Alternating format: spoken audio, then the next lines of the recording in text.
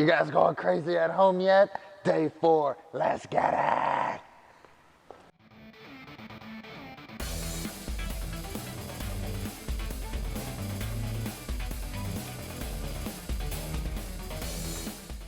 Here we go, guys. You know the drill. It's day 4. We're gonna have a nice warm-up for you guys. We got a little skill time, strength time. We're gonna have our workout, all right? The workout's gonna be kid-friendly again, and we're gonna have a little kid-friendly version. Got some scale stuff to go through. We're gonna step up the skill a little bit today with some handstand holds, all right? Getting through our warm-up, we got 400-meter run, 20 shoulder taps, 20 knees to elbow. We'll go over it. 8 Russian baby makers. What the heck is that? I don't make up the names of these. Sometimes I do, though. We'll go over it. So on your 400-meter run, Laura's going to demo. You're going to set up that front foot. Other one comes to the side, 90, 90, lean forward. Get all that weight in the front foot, and go. 400 meters. All right, the 20 shoulder taps.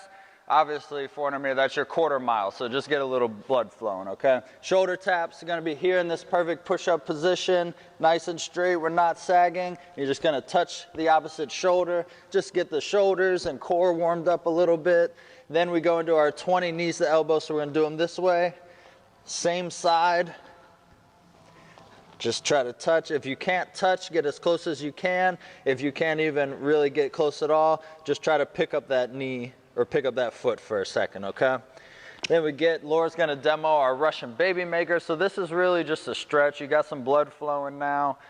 So you put those fingers under the toes, hips up, little hamstring stretch, stand up in between each one, that's 1. She goes down. When she's down here, she's got her elbows inside the knee, and she's just pushing those knees out to get a nice groin stretch on there.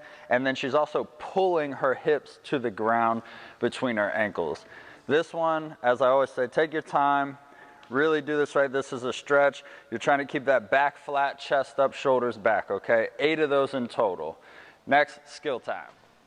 All right, for our skill time, strength time, we're gonna start with some more core work. So I'm gonna show you a pretty advanced way to do it, and then we're gonna scale it all the way down, okay? So windshield wipers, what we call these. 4 sets of 8 each side. So you're gonna pull yourself up, touch, touch, touch. 4 sets of 8 each side. I know not everyone has a bar or the ability, the strength to do that. So a much more realistic way. Coming on the ground, you put those arms out to the side so you can push off of them. Trying to keep the legs straight and touch the heels each time. Now, if that's too hard for you, it's a little harder than it looks. Bend at the knee, shorten those levers a little bit, and you'll just go here. So we're getting some core strength, some rotational strength. A lot of times when people think core, they're just thinking sit-ups or crunches.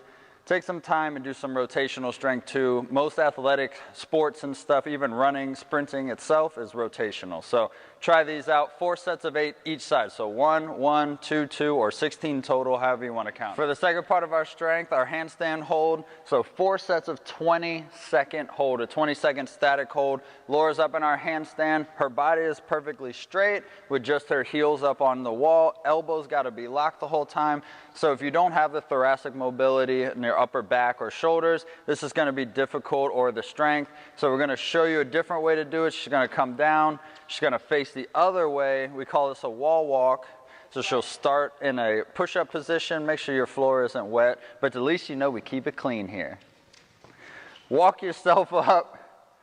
So ideally she walks as close as she can to the wall. She's obviously great at this, so she can do it a little bit more realistic, as some people will walk up and kind of stop here, usually about 45 degrees. Most people think they're going to flip. You're not going to flip. You're not even close to flipping. Just keep those elbows locked. See how she has a little bow on her?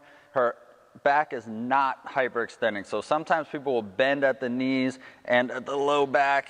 It's hard for her to even do it wrong. She's so great. Okay, so just make sure abs are tight, not hyperextending at the low back. We need to keep that nice and straight, okay? So this is a nice core work also, but obviously getting the shoulders activated. Here we go, it's workout time, all right? Today what we got for you, 4 rounds, 4 times, so you complete the 4 rounds as quickly as possible with perfect technique, of course, never sacrificing technique for speed. 4 rounds, 15 box jumps, 15 pull-ups, 15 bench dips or ring dips, we'll go through it, and 15 goblet squats, okay? So on your box jumps, remember, if you don't have a box at home, we can do some different things, but on your box jumps, 2-foot takeoff, feet are under the hips, tall, down, drive, landing in a nice squat position, jump down or step down. If you don't have a box or you don't feel comfortable jumping up on, like this is just 20 inches, you can have something as small as a plate, and that's fine too, just a 2-foot takeoff.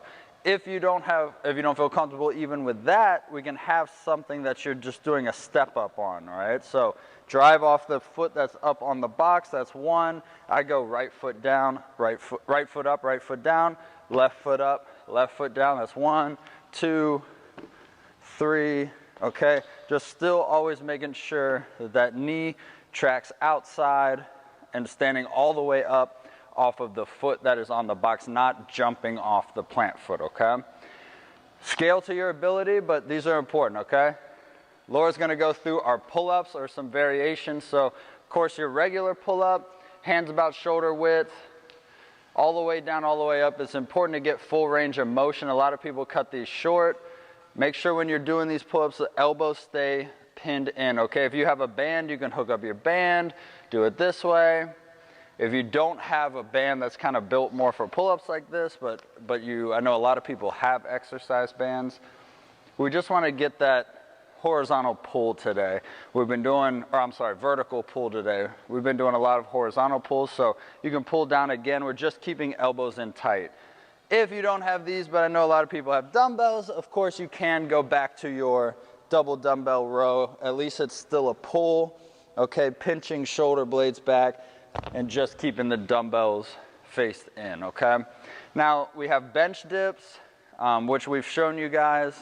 You can be on here. You can use anything for these. I used to use a chair growing up. Stay close to the box, elbows in tight. Dre demoed these for warm-up. Okay, bend the knee, make it easy, bend both. You can do it on the rings too if you have a set of rings. I know nowadays it's becoming more popular. Rings at home. Keep the rings parallel to each other the whole time. Start at the top, elbows locked, all the way down to the biceps touch. Coming up, again, keeping the rings parallel to each other the entire time. So last one, Laura's gonna go through our goblet squat. It's just a weighted squat. You can use a dumbbell, you can use a kettlebell, you can use a child, a dog. Check out our challenge that we're doing, most creative weight implement. All right, so all the same rules apply for this squat as always. About shoulder width apart, feet basically parallel to each other or close to it. Hips back, knees out, always creating that torque, okay? Take your time. You might find that your squats are a little bit easier with the front load so that you can keep your chest up, okay? Keep that chest up and get those glutes activated. Try that out. Put those scores at the bottom. Let us know what we can do for you.